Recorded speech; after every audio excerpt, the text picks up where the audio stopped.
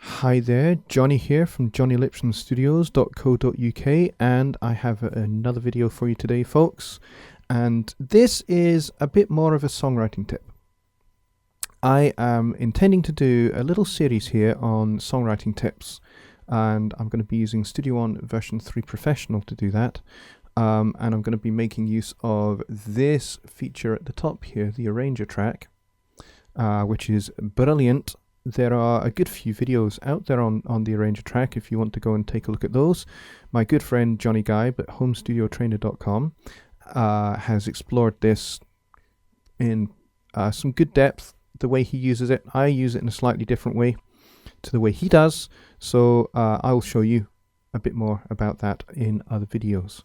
Okay, so let's get into the meat and veg of what we are going to be looking at in this video today. We're going to be looking at the power of the intro. In much the same way that the cover of a book grabs somebody, so the intro of a song should.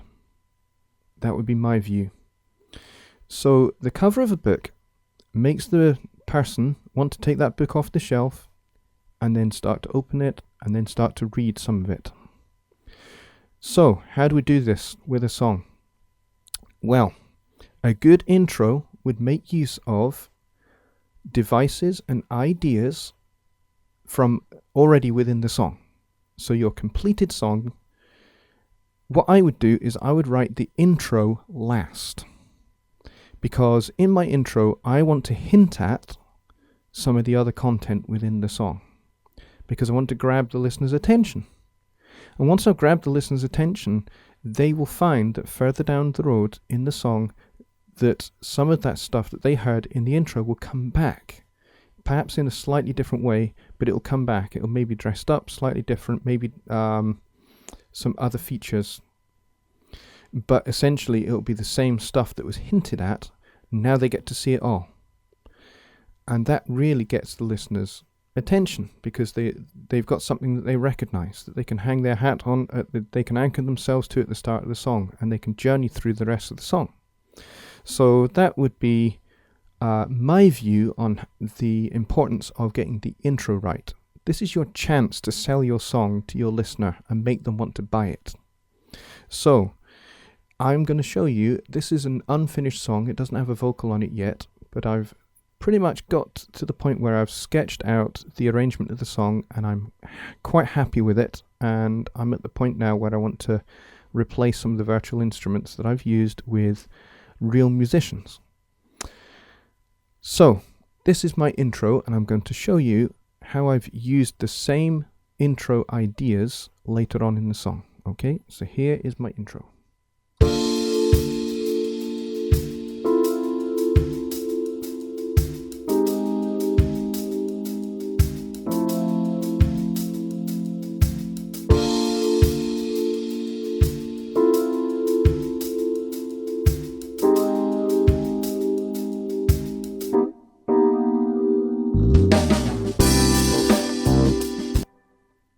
And we were just getting started into the verse at that point.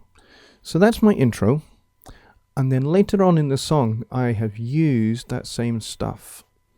I've actually used it in the breakdown halfway in the last sort of 4 bars or so of the solo section here, because it's going to break the song down dynamically, ready to set up for the final verse on into the chorus and the outro of the song. So I'm just going to back up just a bar or two before, and then you'll hear how I've used that same material. Now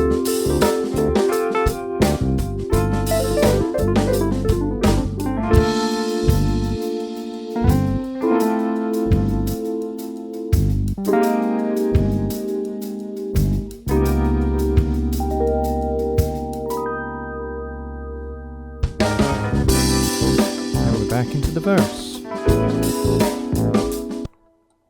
Okay, so I've used the same material, and basically the way I created the intro actually was to take the Fender Rhodes part here from these 4 bars and the little bit of drum loop that I'd used a little bit further down here, and I put them at the start here, and then I created this little block here for the arranger and just marked it intro. I will likely add something else here, maybe some horns, to hint at the melody when that's all in place with the vocal, and that'll just give the listener, again, something to hang their hat on as they settle into the song, and they'll find that figure coming back up here. Okay, so that's the power of the intro. It's the way you can sell your song, and there's something here for the listener to go, aha, I recognize that, I've heard that before. I would say the intro is probably as important in weight, in terms of value, as the chorus. Because again, the chorus is something that the listener is going to engage with, and ideally the chorus would be something that the listener would be able to sing along to once they've heard it a couple of times, and then maybe later on, when they're not actually directly listening to the music, that bit of the song is in their head and they start singing it, maybe in the car or in the shower or in the bath or somewhere else. And so that's the idea.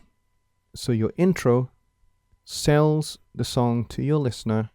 The chorus reinforces that sales pitch to the point where your listener, your potential listener, your potential buyer will then go, actually, I'm going to buy this. I'm going to download this song. So there you have it. The power of the intro. I'm Johnny from johnnylipsonstudios.co.uk, and I'll see you on the next video.